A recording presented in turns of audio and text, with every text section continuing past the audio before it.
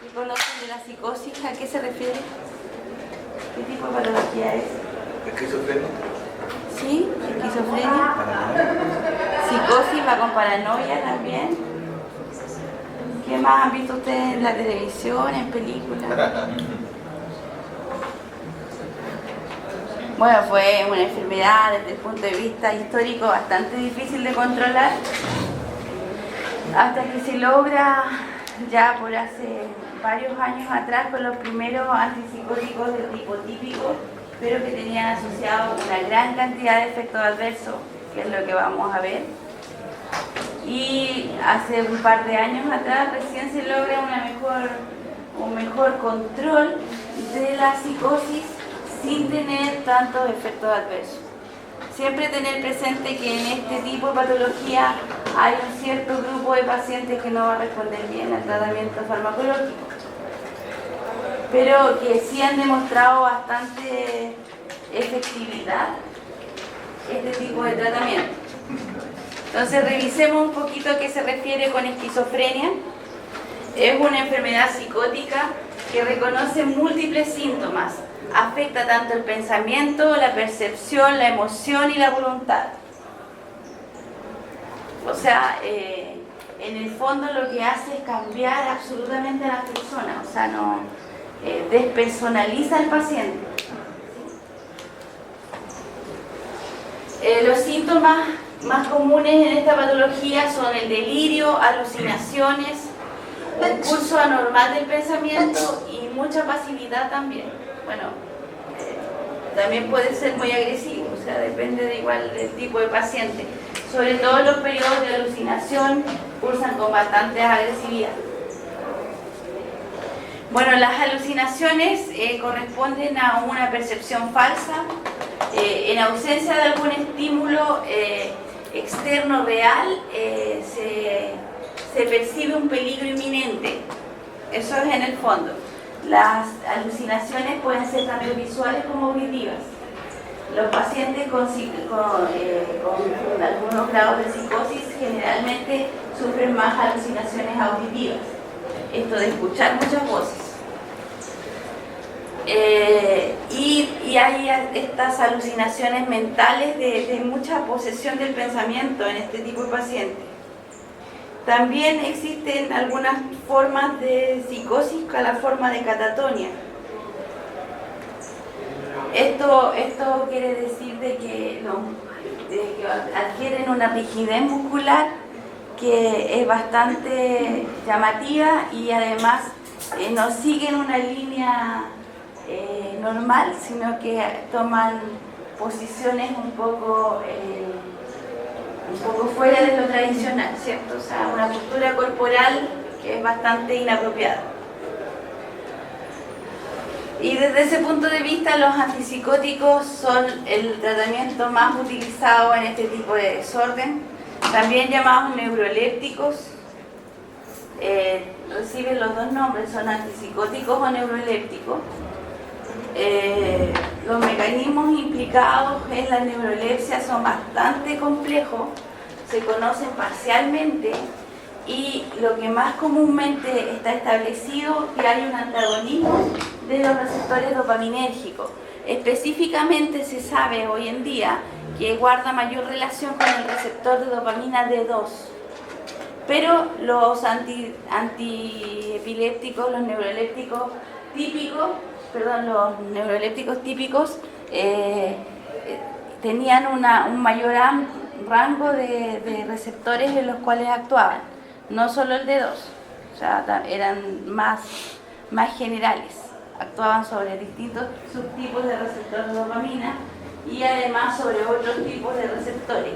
Los atípicos, que son los últimos que salieron al mercado, son mucho más específicos y eso hace que tengan menores efectos adversos y a la vez que en el fondo, desde el punto de vista funcional, andan mucho mejor con el paciente.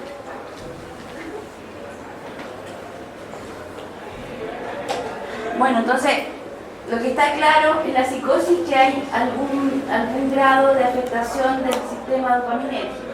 ¿Qué quiere decir esto? Que generalmente hay un exceso en los niveles de dopamina. de la psicosis, ¿sí? O sea, podría estar implicado porque los antagonistas dopaminérgicos nos andan bien para controlar la enfermedad. Entonces yo quiero que se recuerden esto, que cursan con una mayor cantidad de dopamina, porque después cuando veamos Parkinson vamos a hablar de un déficit de dopamina en ciertas áreas cerebrales. Entonces, mucho, malo. Muy poco, también es malo. ¿Sí? Entonces hay que tener cuidado con este tipo de pacientes y sobre todo con los antagonismos dopaminérgicos, porque tampoco podemos bloquear tanto la dopamina, porque si no vamos a tener afectación de las funciones cerebrales normales.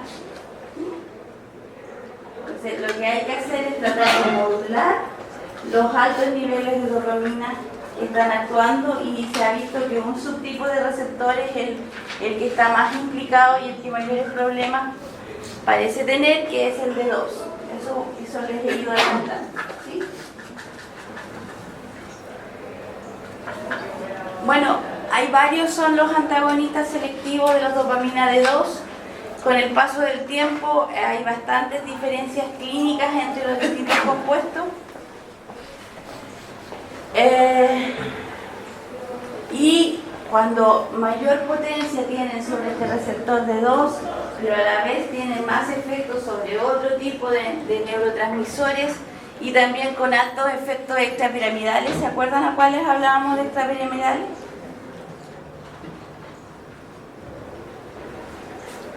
¿A qué efectos extrapiramidales? ¿Qué nos referíamos con efectos extrapiramidales? ¿Se acuerdan que lo vimos unas 2 clases atrás? Exacto.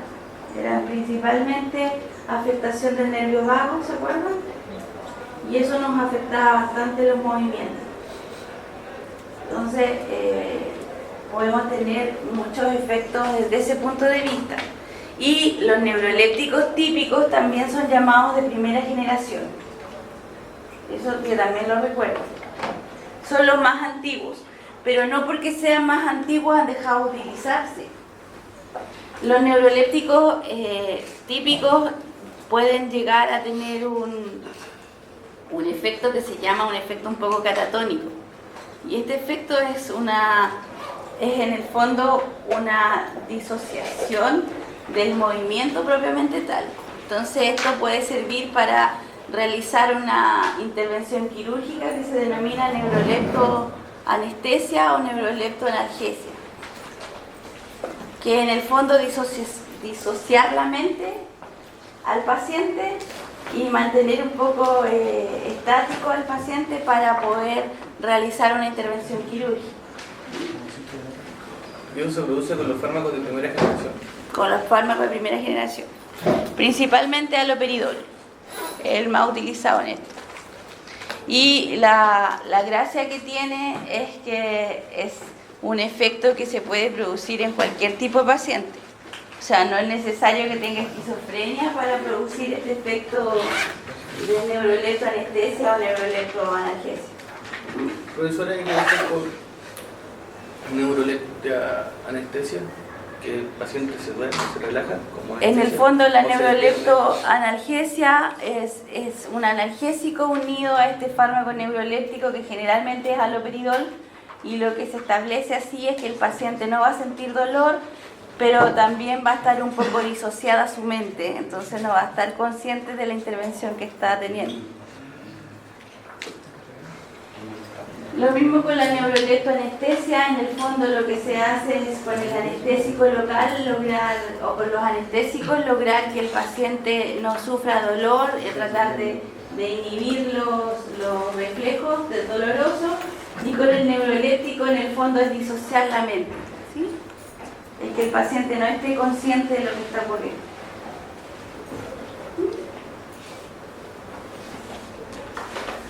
Bueno, y los neurolépticos atípicos son los que hay una menor afinidad por receptores D2, pero también tienen un menos efectos extrapiramidales, y estos son considerados de segunda generación. Recuerden que, les puede llamar la atención de por qué unos son tan potentes sobre el receptor D2 y los otros tienen menos afinidad, pero de todas formas se consideran un poquito menos complicado porque en el fondo lo que queremos lograr es una modulación nada más, ¿sí? Entonces, no importa que tenga una menor afinidad por el receptor de 2, siempre y cuando nos logre disminuir un poco la actividad.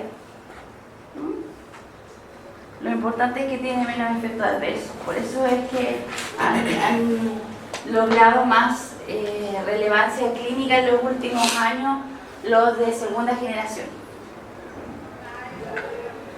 La relevancia clínica va más por los efectos adversos, por la disminución de efectos adversos, que por la potencia que tengan en relación a la patología. Bueno, la esquizofrenia se declara como un desorden en el fondo en la estructura mental de los pacientes y se declara con síntomas que se denominan como positivos, donde hablamos como situaciones como delirio, como alucinaciones y otros efectos adversos denominados como parkinsonismo o algunas disquinesias con efectos sobre los movimientos. Entonces es bastante complejo de comprender porque en el fondo en la esquizofrenia hay exacerbación de algunos niveles de neurotransmisores en ciertas regiones cerebrales, pero déficit en otras, ¿sí? Entonces es bien complejo de comprender. Pero lo que sí es importante de mencionar que los pacientes son un poco encerrados en sí mismos. Hay una muy poca interacción con el medio externo en este tipo de pacientes. Y además con estos delirios de persecución que tienen, muchas veces son mucho menos la interacción que tienen con el resto de la sociedad. Entonces, la idea de todo esto es lograr un mecanismo de acción bastante complejo en el cual el neuroléptico lo que intenta hacer es un poco modular este efecto de dopamina y con esto tratar de, en el fondo, disminuir un poco la actividad dopaminérgica en ciertos núcleos cerebrales. Tal como les he seguido diciendo, esto es bastante complejo porque siempre hay que lograr un equilibrio y la idea no es disminuir completamente la dopamina, sino que lograr una modulación de ella. Entonces, que no se nos pase la mano y que no llegar a efectos adversos es bien complejo para todos los neurolépticos en general. ¿Falta alguien que firme la lista? ¿Todos firmaron? ¿Sí?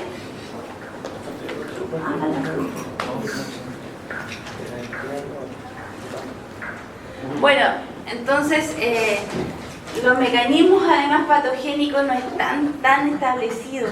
Se habla de algunas alteraciones genéticas, se piensa que hay unas pequeñas alteraciones en ciertos cromosomas que llevan a una predisposición a una enfermedad esquizofrénica. Se habla de una hiperactividad dopaminérgica, pero no es absolutamente esto. Se ha visto personas que tienen altos niveles de dopamina cerebral y que no tienen esquizofrenia.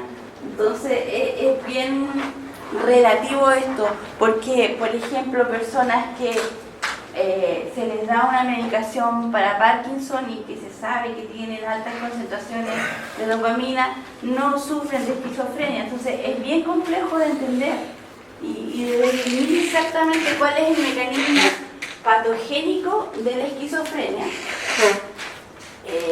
Pero sí se sabe que está, o sea,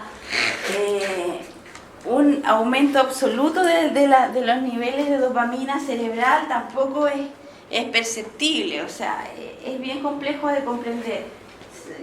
Se piensa de que sí hay algún grado de nivel de aumento dopaminérgico, pero no se sabe exactamente dónde. Tampoco hay un aumento importante en los receptores, y esto sí se puede establecer bastante bien post-mortem de los pacientes. Se ha pensado en hipoactividad de otros sistemas neuroquímicos asociados, principalmente con la neurotensina, pero tampoco ha sido establecido. Se habla de exceso de sustancias endógenas alucinógenas, también podría ser, y también se ha investigado esa línea.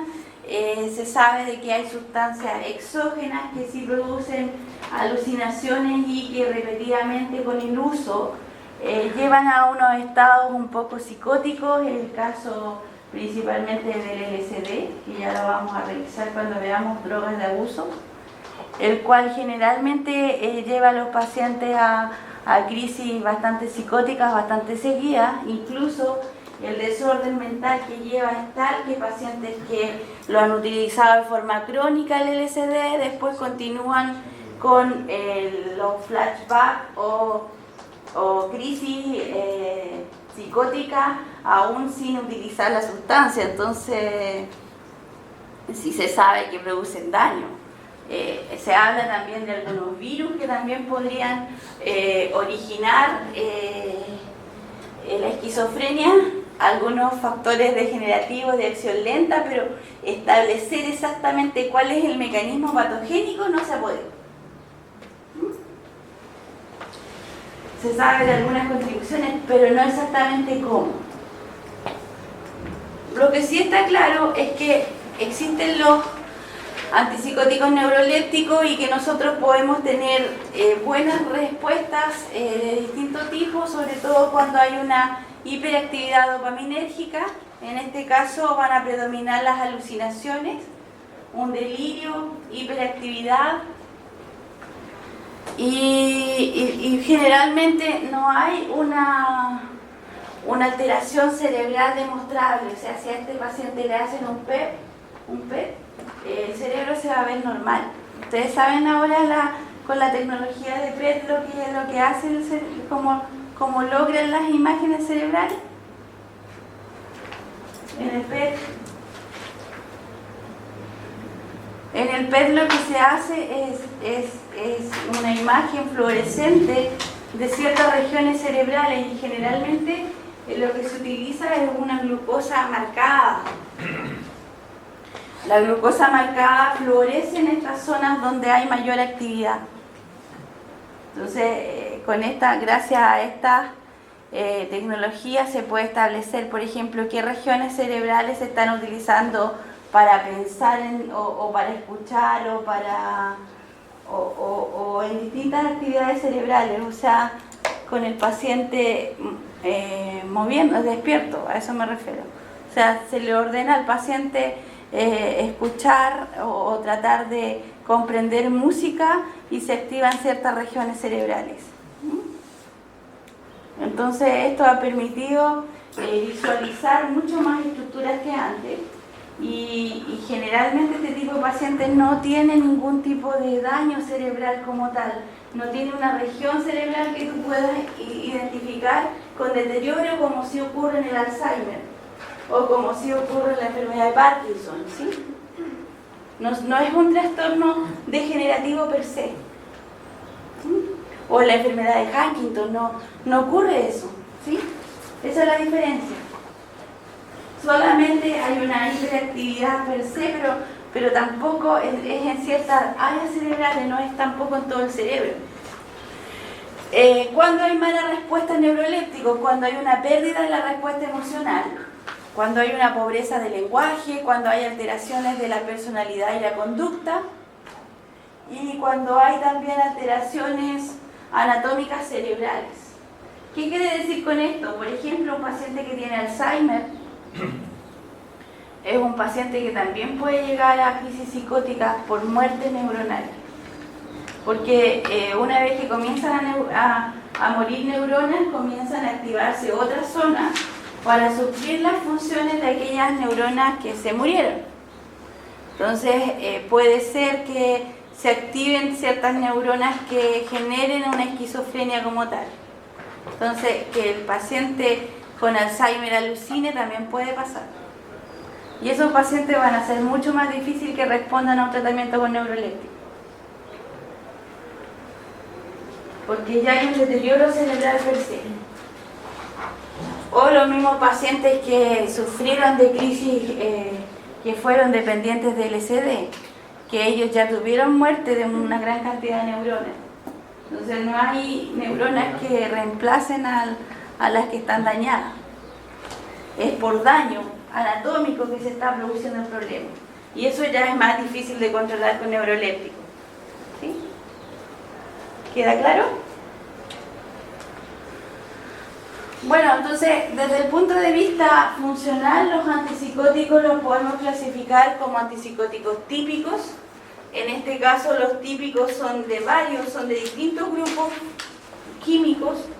Tenemos derivados de las fenotiacinas, en este caso alifáticos como la clorpromacina, piperidénicos como la tioridacina, que es una de las más importantes, y los piperacínicos, flufenacina. Tiosantenos, clorprotileno, de estos no hay mucho, no son muy utilizados en Chile, pero sí las butirofenonas son importantes, el haloperidol y el droperidol, y tal como les mencioné, no solo en los episodios psicóticos, sino que también para algún tratamiento quirúrgico se puede utilizar un neuroléptico. Y en un paciente normal además. Y algunos análogos de fenotiacinas que son importantes de mencionar, losapina y clotiapina también, en relación a los antipsicóticos típicos. Entre los atípicos ahora, que han cobrado mucha importancia, tenemos las benzamidas, la sulpirida como la más importante de esos tres, dibenzodiazepinas, la clozapina y olanzapina, bien importantes desde el punto de vista clínico hoy en día. Dibenzodiazepinas, la quetiapina, la más importante de esas dos, y benzosixazol, benzisosazol es la risperidona, que es bien importante también. Entre los atípicos esos son los más importantes. Bueno, ¿qué es desde el punto de vista farmacológico, como mecanismo de acción, qué podemos hablar? Hablamos de una acción bloqueadora de los receptores de 2, de 3 y de 4 en el sistema nervioso central. ¿Recuerden cuántos tipos o cuántos subtipos de receptores de dopamina existen?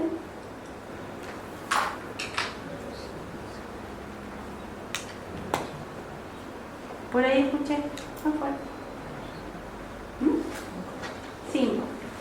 Son entre 5 y 6. Es que está ahí un poco indefinido cuántos son, porque a veces el 1 dicen 1A, 1B, el 2 dicen 2A, 2B.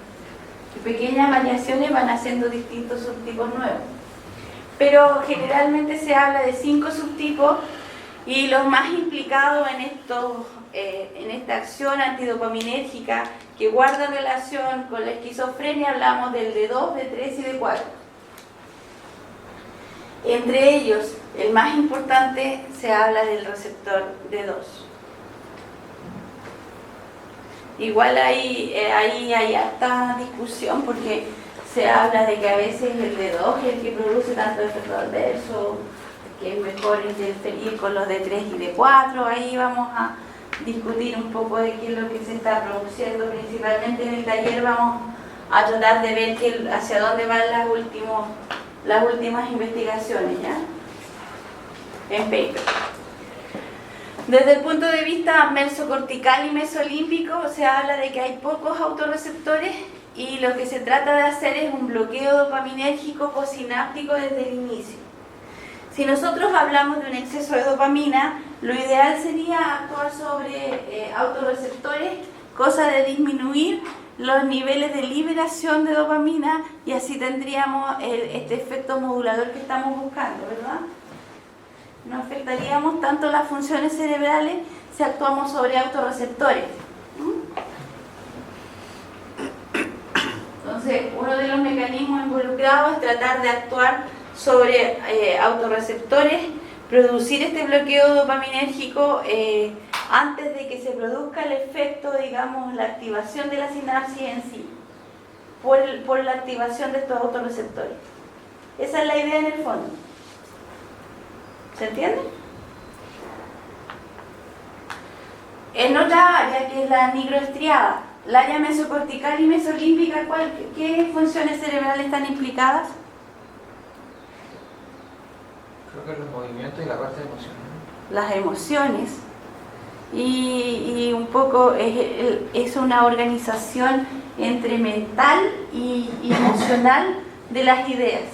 Por eso es que es tan importante intervenirla, porque en el fondo esta área cerebral está bastante dañada en este tipo de pacientes.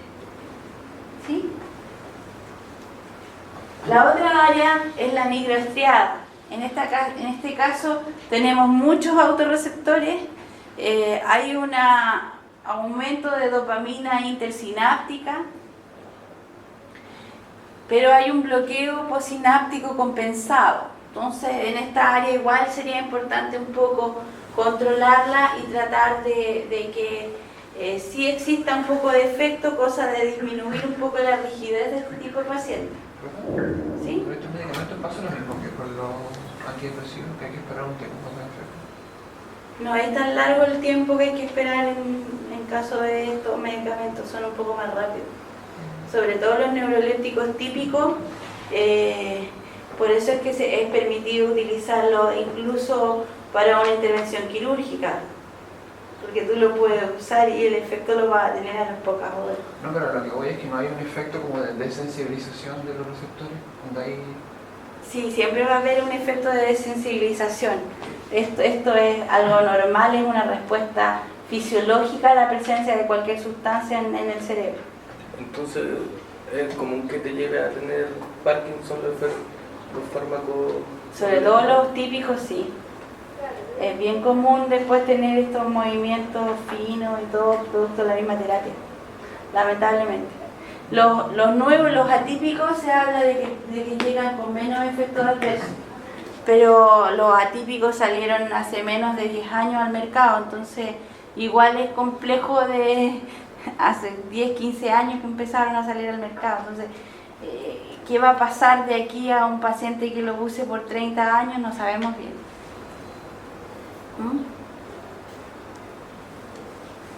Los atípicos, en cambio, llevan mucho más tiempo en el mercado.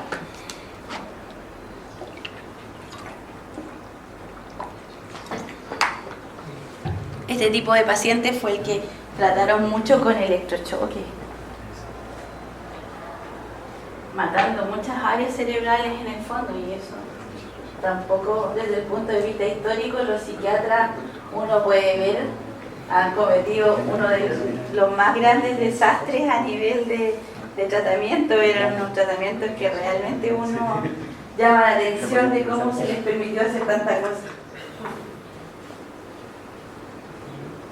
Es bien lamentable, pero es cierto. O sea, como efecto antipsicótico, los neurolépticos atípicos son mucho más concentrada la actividad de ellos y actúan mucho más sobre el área mesocortical, y esto es lo que produce menos efectos adversos.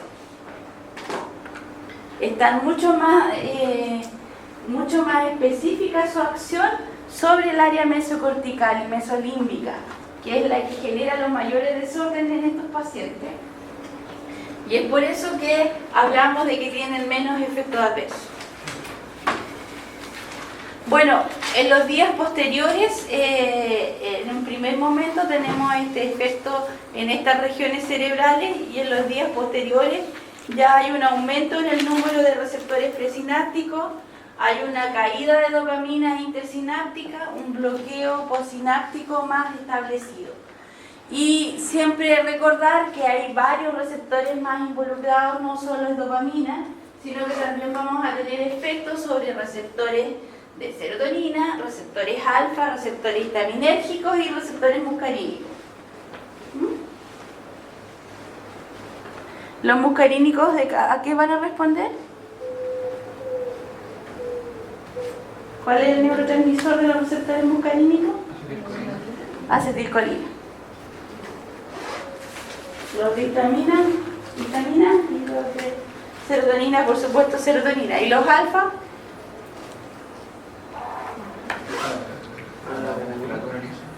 Sí, pero alfa, ¿cuál? ¿A qué neurotransmisor?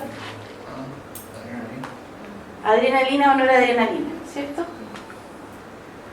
Bueno, ¿cuáles son las acciones en el fondo fundamentales? Tenemos este efecto antipsicótico. Van a actuar de manera bien decisiva en el síndrome neuroesquizofrénico. Mejoran o suprimen la sintomatología fundamental y secundaria. Y en el fondo la mejora sintomática de los pacientes es evidente. Si bien hay pacientes que son refractarios a los tratamientos, sí es posible ver una mejoría absoluta en este tipo de pacientes. Una acción antipsicótica como tal tarda varios días, pero sí se puede consolidar en los días posteriores. Entre el 25 y el 60% de los pacientes no responden bien al tratamiento y tienen bastantes reacciones extrapiramidales incómodas y molestas que los llevan a abandonar las terapias. Eso siempre tener presente. ¿Por qué dice entre el 25 y 60%? Es porque es bien variable la respuesta. En algunos casos van a responder a un tratamiento y en otros a otro, así que ahí hay que ir cambiando un poco la medicación si es que el paciente no responde bien. Hoy en día las guías clínicas cambiaron y están comenzando el tratamiento con los neurolépticos atípicos.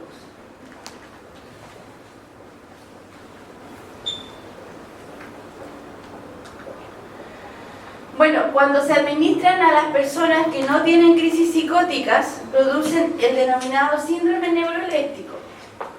En este síndrome neuroléptico se caracteriza por tener una quietud emocional. El paciente no siente emociones. Digo paciente en el sentido de que está siendo tratado con la medicación. Recuerden que no tiene esquizofrenia. Es un paciente normal. Es como cualquiera de ustedes que quiere hacerse una intervención quirúrgica, como en ese caso.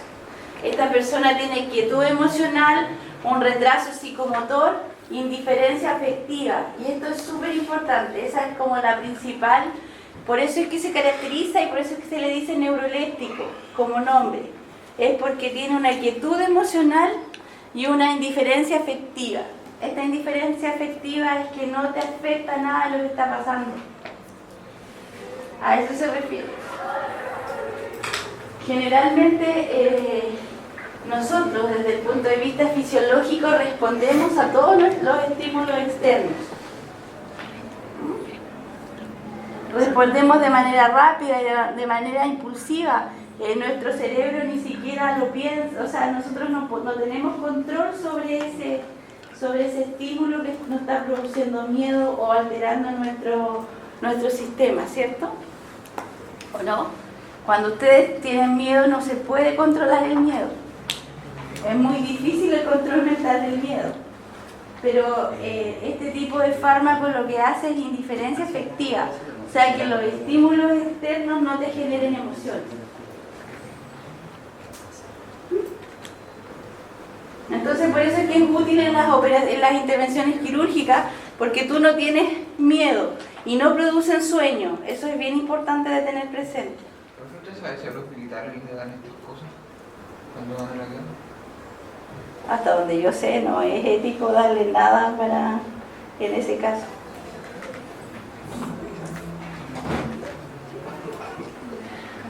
No sería ético medicarlos así, aunque en la Segunda Guerra Mundial se cometieron muchos actos de ese tipo que podríamos decir que intervenciones farmacológicas que no debieron haber pasado. Pero la idea de esto es para que ustedes tengan presente de por qué se utiliza y por qué se hace la neuroleptoanestesia y la neuroleptoanalgesia. Con esta quietud emocional el paciente, no importa que esté consciente, porque no les produce sueño. El paciente está despierto, pero está indiferente a los estímulos externos. Siente dolor, pero no le importa algo así. Por eso es que se da con analgesia. Por eso es que es neuroleptoanalgesia o neuroleptoanestesia, es para que no sufra dolor. Pero es para que no te importe, porque imagínate ver a tu alrededor que están cortándote la piel o que están haciendo una pequeña intervención quirúrgica. Eso de por sí te va a producir miedo aunque no tengas nada de dolor. ¿O no?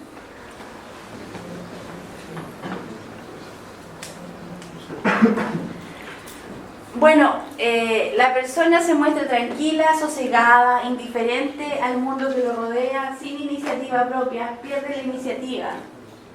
Es capaz de responder, de atender ante cualquier estímulo suficientemente fuerte. Es decir, un dolor muy fuerte, por supuesto que el paciente va a saltar. Por eso es que se administra un anestésico para producir este efecto o un analgésico. Tenemos un paciente dócil y un paciente no dormido. Y a dosis más elevadas produce la denominada catalepsia. Esta es un grado de inmovilización completa. No hay parálisis, no sueño ni tampoco posturas anormales. Pero el paciente no es capaz de responder, es catalepsia.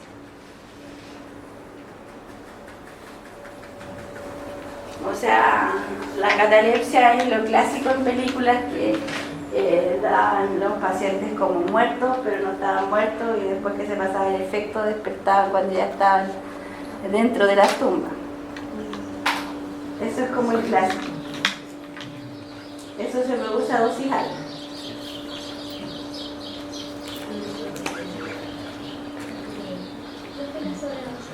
Por eso, la sobredosis te lleva a catalepsia. La sobredosis lleva a catalepsia. Entonces hay que tener bastante cuidado. Bueno, entonces, ¿cuáles los efectos? Antagonizan entonces de manera selectiva todos los espectros de acción de la dopamina. Hay bloqueo de receptores posinápticos. Esto, la idea es que son distintas áreas, distintos núcleos cerebrales. Principalmente las principales áreas cerebrales que se quieren intervenir son la corteza cerebral.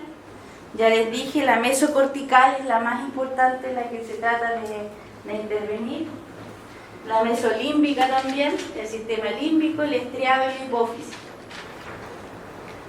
Y como todos los fármacos con acción en el sistema nervioso central, lo que tenemos que hacer es tratar de lograr un nuevo equilibrio neuroquímico, de manera de que se establezca un cierto control y un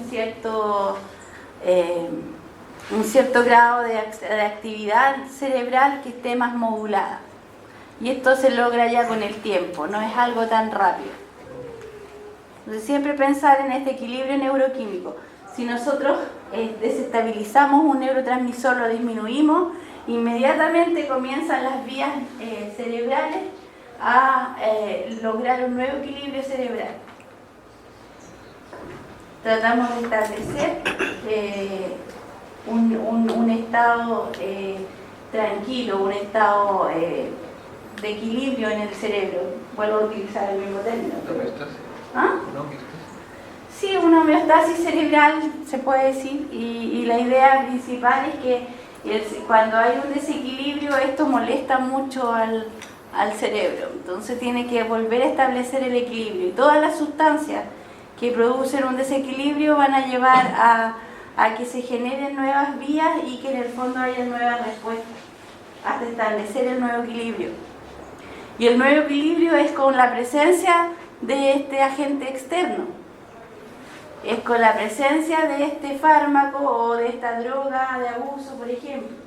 Entonces, si nosotros sacamos el fármaco, nosotros sacamos la droga de abuso, se vuelve a establecer un nuevo desequilibrio porque el fármaco ya no está y hay que volver a establecer un equilibrio cerebral.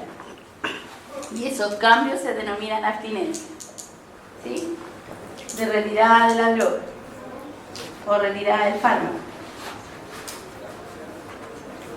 En el caso de la droga de abuso es similar, solo que los efectos pueden ser más marcados o menos marcados también, depende de la droga.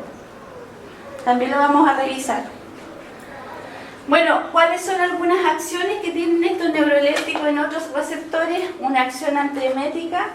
Esta acción está principalmente ligada a este mismo receptor D2, pero también al receptor serotoninérgico, y esto es en la zona quimiorreceptora, en el bulbo. Hay un aumento de la secreción y liberación de prolactina.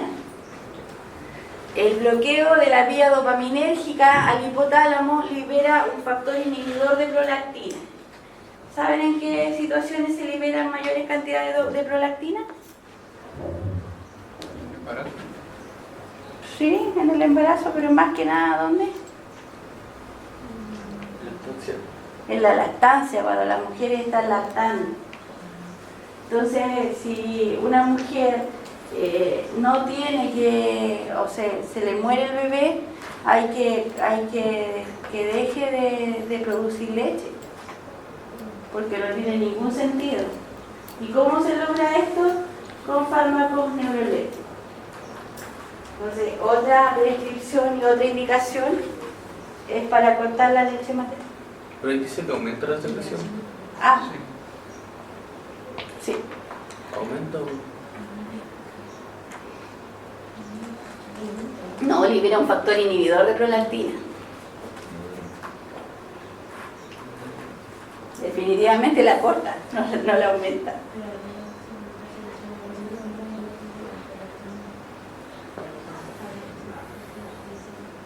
El receptor de la dopamina es la que produce un aumento en la liberación y secreción de prolactina, pero los neurolépticos son antidopaminérgicos, entonces lo que vamos a lograr es una disminución de la liberación de prolactina, ¿se entiende?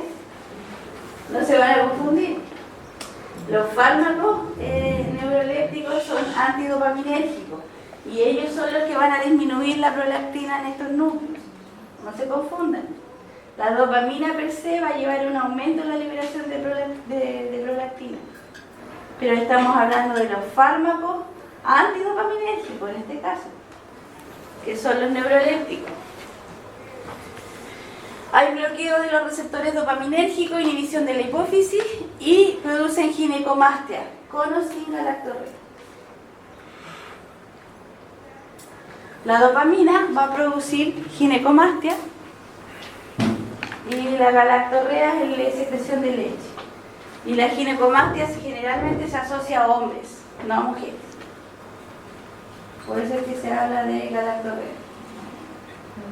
Disminución de la folículo estimulante y la hormona luteinizante con amenorrea en las mujeres, y en los varones hipertrofia testicular y con disminución de la libido. ¿Son abortivos entonces los neurolépticos? ¿Pueden ser abortivos? Los neurolépticos no, estos son la dopamina. Las acciones farmacológicas en general de los neurolépticos, entonces, las podemos clasificar como aumento de peso con incremento del apetito, reducción del ejercicio, el paciente no tiene muchas ganas de moverse,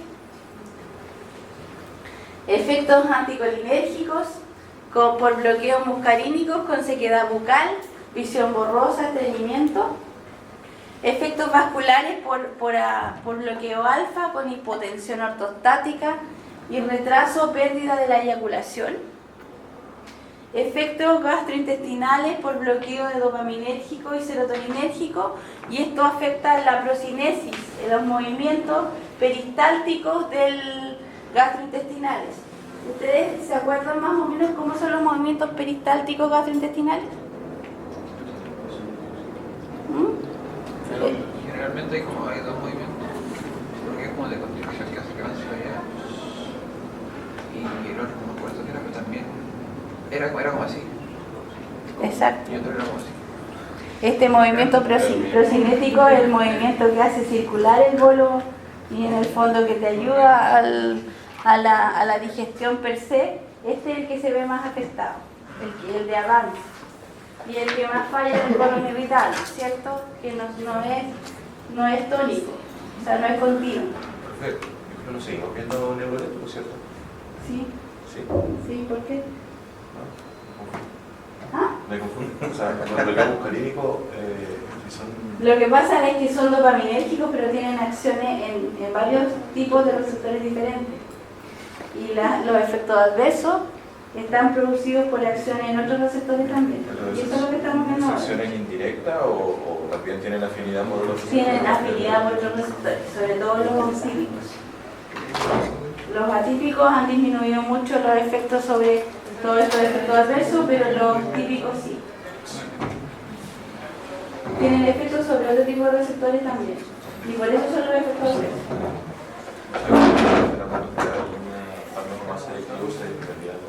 Sí, se disminuyen los efectos adversos. Y por eso los fármacos típicos tienen mucho menos efectos adversos. O sea, los atípicos, que son los más modernos. Son los de segunda generación. Los de segunda generación tienen menos de estos efectos adversos, mucho menos. Pero no están totalmente erradicados, porque recuerden siempre que es súper difícil lograr que un medicamento sea mucho más específico. Entonces esa especificidad no siempre se logra que sea tan certera. Entonces en algunos casos sigue manteniendo algunos efectos adversos. Bueno, la sedación es a veces independiente de la acción antipsicótica, también independiente de la acción neuroléptica. La sedación se produce solo al inicio del tratamiento. Esta es la principal diferencia con los hipnóticos. Recuerden que los hipnóticos sedantes mantienen la acción sedante y se produce más tolerancia a los otros efectos, pero sí la acción sedante se mantiene. Los hipnóticos son dosis dependientes y los neurolépticos en el caso son bastante distintos, pueden producir algo de sedación, pero no es tan marcada. Incluso hay algunos neurolépticos que no producen nada de sedación. En los neurolépticos la acción va como sedación, neurolepsia y después catalepsia. Recuerden siempre, dosis alta, catalepsia. Ya no se dice neurolepsia, sino que pasa a ser catalepsia. Y el bloqueo vegetativo son principalmente por efecto anticolinérgico y efecto por bloqueo alfa. Esto ya es como efecto adverso. Es por la acción que tiene sobre otros neurotransmisores. Las reacciones adversas, seguimos viendo, son un montón, sobre todo en los típicos. Son muchas reacciones adversas. Las agudas por sobredosificación, parkinsonismo, movimientos discinésicos y acaticia. Desde el punto de vista crónico hablamos de disquinesia tardía. En la disquinesia tardía hablamos movimientos bucolinguofaciales incontrolados y movimientos coreicos.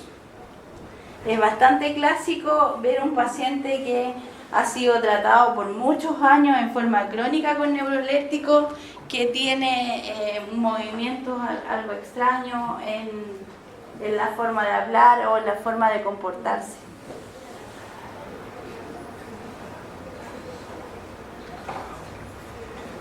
Estos movimientos son incontrolados no son posibles de controlar en este tipo de pacientes.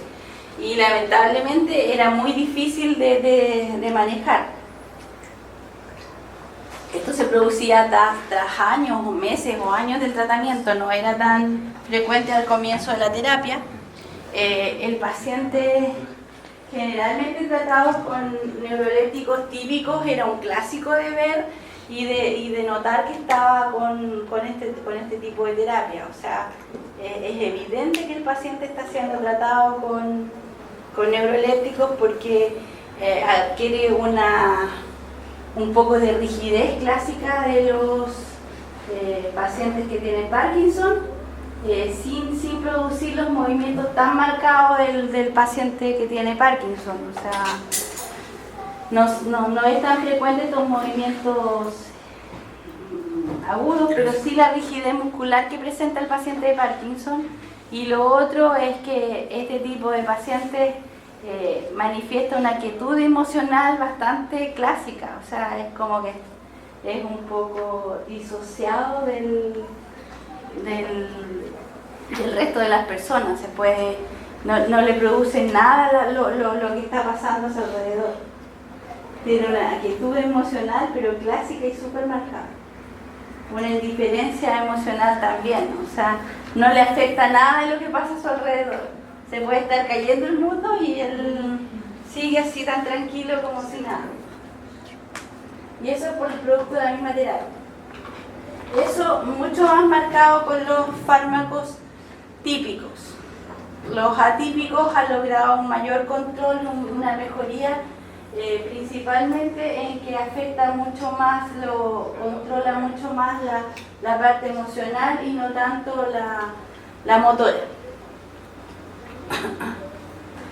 Bueno, ¿qué es lo que se hace?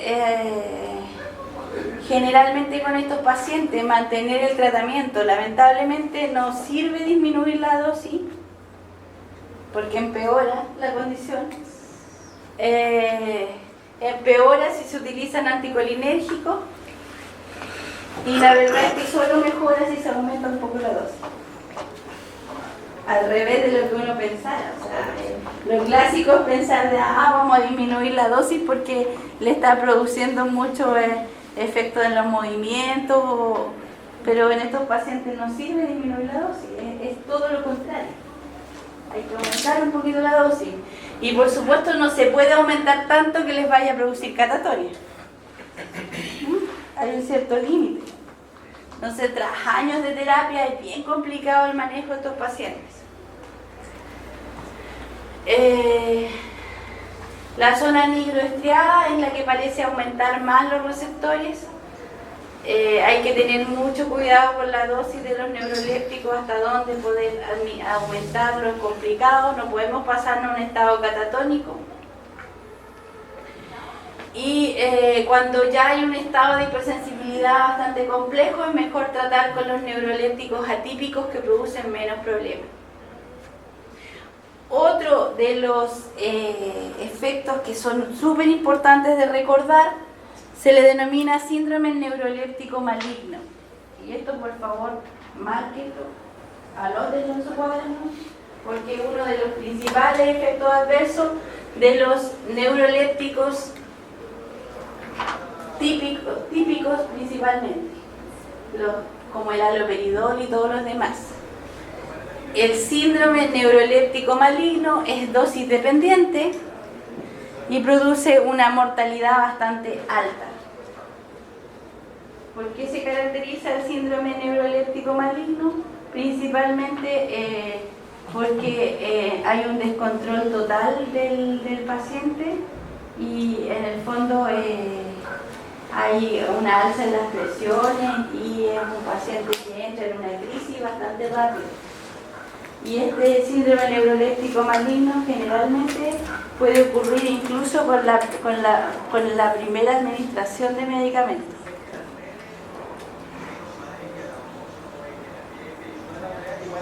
Pero se hace más severo mientras más alta sea la dosis.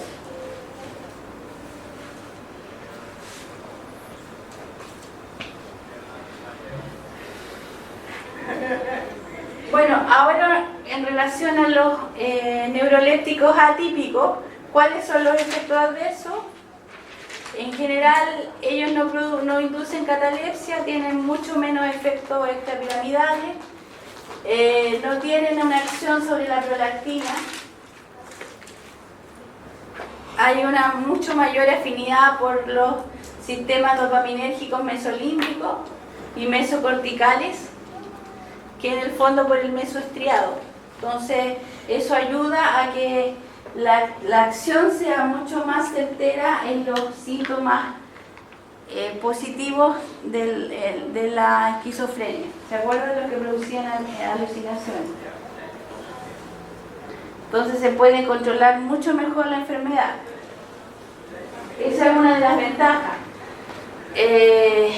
Las indicaciones para neurolépticos son la esquizofrenia, la psicosis tóxica, en el caso de intoxicaciones con anfetamina o cocaína, el síndrome de retirada del alcohol también, la abstinencia del alcohol puede ser bastante fuerte y también producir crisis psicóticas importantes, en la demencia senil y algunos cuadros terminales también, que cursan con enfermedades neurodegenerativas, que cursan con bastantes episodios de psicosis.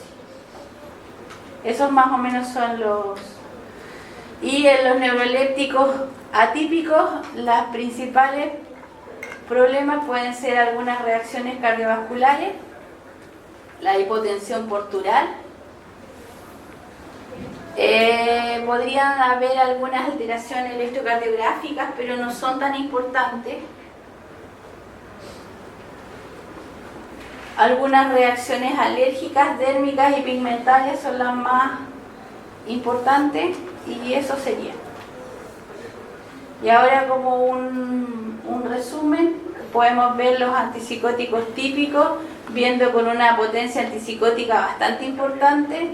El haloperidol, por ejemplo, tiene 3 cruces de potencia, que eso es altísimo. Tiene una baja sedación, pero efectos vegetativos también bajos, y sin embargo los síntomas extrapiramidales son bien importantes. Entonces, hay diferencias entre los distintos antipsicóticos, pero los típicos son los que tienen de todo. Son los que tienen acción antipsicótica, acción sedativa, acción vegetativa y acción extrapiramidal. Por eso que son los que producen mayores efectos adversos. Cuando vemos los atípicos, en cambio, podemos ver que tienen menos potencia antipsicótica, salvo la risperidona, que tiene una acción antipsicótica un poco más alta. En el caso de la sedación la mantienen, los efectos vegetativos son un poco menos marcados, y los síntomas extrapiramidales también son mucho menos marcados, aunque igual lo pueden producir. Eso que les quede súper claro, porque es difícil, tal como yo les dije, controlar cuánto disminuimos la dosis, cuánto disminuimos los efectos sobre los otros neurotransmisores.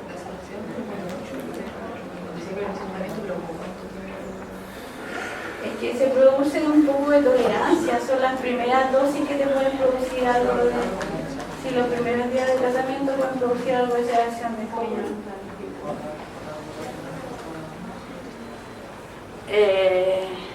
Desde el punto de vista de las interacciones ahora, desde el punto de vista farmacodinámico, cualquier otro tipo de depresores centrales, ya sea opioides, ansiolíticos, hipnóticos, anestésicos, alcohol, vamos a tener interacción con los neurolépticos. Pero además, algunos fármacos que actúan como agonistas colinérgicos pueden potenciar estos efectos, o también pueden evitar el efecto colinérgico buscado, o también potenciar los efectos de antagonistas colinérgicos. Y desde el punto de vista farmacocinético, como tienen esta acción anticolinérgica, sobre todo los típicos que son más marcados, podemos retrasar el vaciamiento gástrico y la absorción de distintos fármacos. Los antiácidos nos pueden alterar la absorción de los neurolépticos, y el haloperidol, que sufre un metabolismo microsómico, puede ser alterado por fenitoína, carbamazepina, fenobarbital y todos los que ya vimos que eran inductores o inhibidores microsomales, y también por el tabaco. El tabaco también produce bastantes problemas.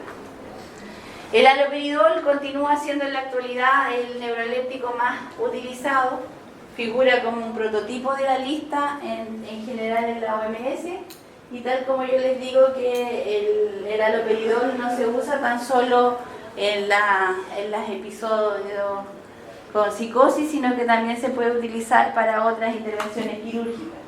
Eso también puede ser que lo lleve a que tenga una más alta utilización.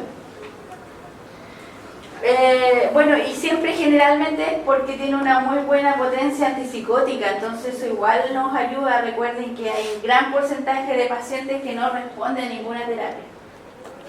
O sea, al ser el más potente se piensa que va a ser el que mejor va a actuar sobre los distintos pacientes.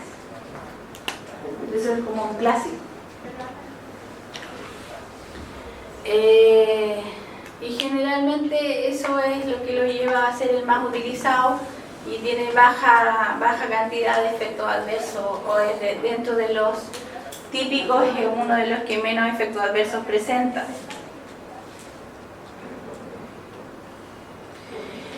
Además tiene un índice terapéutico un poco más alto que el resto. Eso también es bueno. Los principales problemas son las reacciones extrapiramidales que producen. En los atípicos, lo que más destaca dentro de esto es que producen menos síntomas extrapiramidales. Cuando se pueden administrar menos dosis o repetir menos las dosis, por ejemplo, administrar una vez al día porque tienen una vida media más alta, podemos en el fondo... ¿Qué pasó? ¿Qué pasó? ¿Hay un problema? Entonces, ¿qué pasó? Bueno, entonces generalmente esto lleva a que los pacientes tengan un más alto cumplimiento de la terapia, una adherencia terapéutica más alta y mejorando la eficacia de la terapia en sí. Sin embargo, los atípicos no logran el efecto antipsicótico que tienen los típicos. Eso es bien importante que lo tengan presente. Los típicos tienen una mejor potencia antipsicótica, mucho mejor. ¿Pero te hace que los típicos siempre sean la primera elección? Es que eso está bien discutido, eso depende mucho del psiquiatra y depende también del paciente, cómo lo vea. Pero sí que los atípicos logran una mejor calidad de vida del paciente. Ese es el detalle, por la calidad de vida del paciente. ¿Sí? ¿Qué dijo recién? ¿Que lo típico no logran qué cosa, qué efecto? No, que el efecto antipsicótico es muy superior en los fármacos típicos, en los más antiguos. Desde el punto de vista de la potencia antipsicótica es mucho mejor. ¿Hay algún tratamiento de primera línea, quizás? Mira, como la risperidona ha logrado una buena potencia antipsicótica, yo diría que no sé si es el más utilizado de los atípicos, pero sí que eso logra bastante importancia. Pero depende mucho, es que esta es una terapia muy individual, entonces lo que sí es marcado y lo que sí es muy efectivo es que antes los pacientes con esquizofrenia eran tratados siempre con antipsicóticos típicos y eso llevaba a que eran súper identificables, actuaban casi como un robot. Hoy en día con los antipsicóticos atípicos logran una calidad de vida mucho mejor y la verdad es que tú puedes estar al lado de un paciente que sufre de esquizofrenia tratada y tú no lo notas, porque es mucho menos, son mucho menos los efectos adversos, se ven menos potenciados. Ahora el control de las crisis no sé qué tan bueno sea, merece un poco de duda. Ese es el detalle. Pero se ven mucho más regulados, o sea, no se aprecian tanto los efectos adversos que se apreciaban antes. Los pacientes tratados con neurolépticos típicos eran un clásico verlos un poco como un robot. Ahora esa indiferencia emocional era súper marcada. Ahora con los antidepresivos atípicos, o sea, los neurolépticos atípicos, eso mejoró bastante. Generalmente se cambia la terapia y se va tratando de modificar y se pasa de un neuroléptico atípico a uno típico y así hasta lograr el control del paciente. Esa es la idea. Dentro de los neurolépticos atípicos podemos ver aquí en este cuadro más o menos cómo controlan o cómo afectan distintos sintomatología del paciente. Los síntomas psicopáticos parecen ser que todos los neurolépticos atípicos van a tener buenos efectos. Los síntomas vegetativos son bastante bajos en general en este tipo de pacientes. Los síntomas cognitivos, ahí hay algunas diferencias, hay algunos signos de interrogación porque no se sabe bien si mejoran un poco la coherencia en la organización del pensamiento de los pacientes, eso está un poco en duda. El humor, lo mismo, estos tipos de pacientes son bastante complejos. Los síntomas refractarios al tratamiento, también hay algún tipo de de control, los síntomas extrapiramidales están bastante disminuidos en el caso de estos neurolépticos atípicos, salvo la risperidona, que podría tener un poco más de efecto, y la prolactina prácticamente está ausente, salvo la risperidona. O sea, no tienen este efecto antiprolactínico. ¿Qué es lo importante que ustedes recuerden de esto? Que generalmente la potencia antipsicótica está un poco discutida, hay que verlo desde el punto de vista de un paciente individual, hay que individualizar la terapia y de ellos recordar más la clozapina y la risperidona.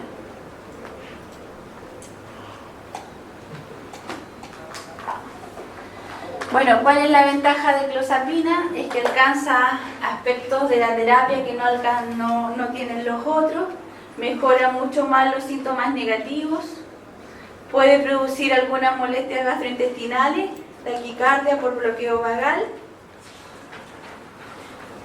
algo de hipotensión podría ser, incontinencia o enuresis por sobreflujo.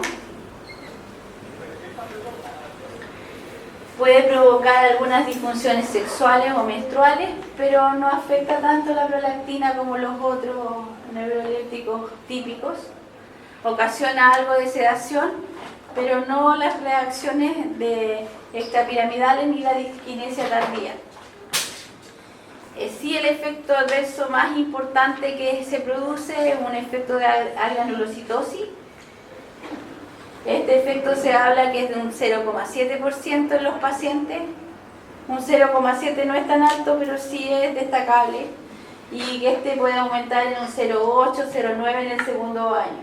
Entonces, ¿cuál es la principal conducta que tiene que tener el psiquiatra? Es controlar, hacer un control seriado y bastante repetido del paciente con un hemograma, tan simple como eso. Vamos controlando con un hemograma, cosa de evitar que sea uno de los pacientes que cae en la granulocitosis, en este porcentaje, en este bajo porcentaje de pacientes que se les produce este efecto adverso. La olanzapina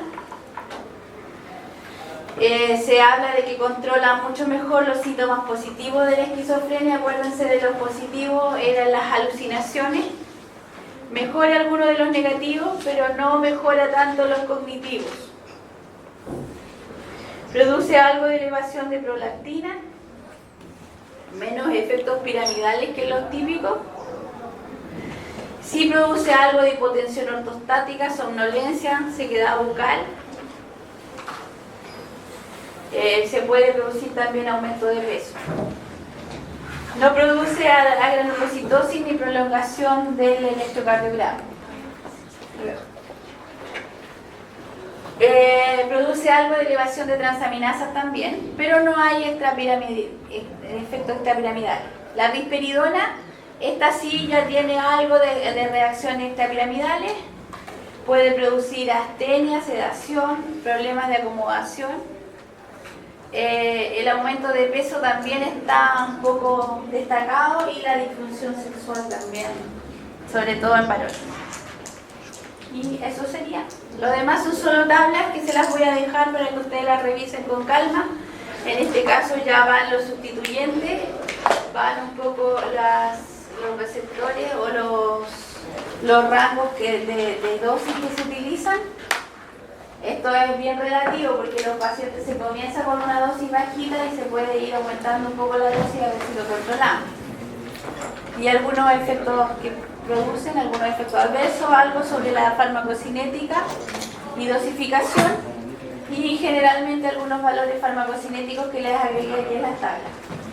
Eso sería, y las RAM aquí en una tabla destacada para que ustedes las vean.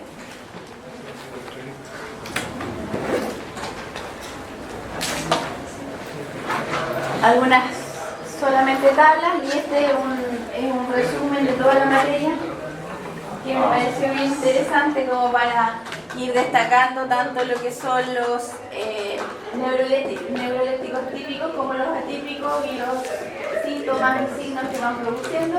Está todo esquematizado aquí, así que si es más fácil estudiar por un esquema. Este que está bastante complejo.